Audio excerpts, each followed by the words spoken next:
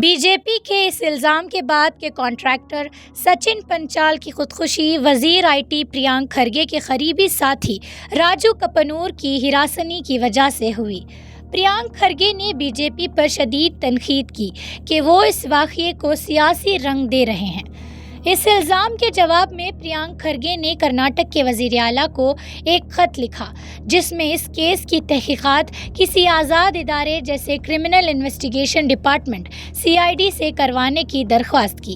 انہوں نے ایک منصفانہ اور غیر منصفانہ تحقیقات کی ضرورت پر زور دیا اور کہا کہ کانٹریکٹر اور ملزم دونوں کے نقطہ نظر کو پوری طرح سے جانچنا چاہیے۔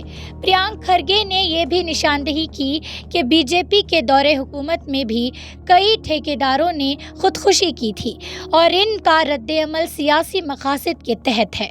انہوں نے تحقیقات میں شفافیت کا مطالبہ کیا تاکہ انصاف اور حقیقت سامنے آ سکے۔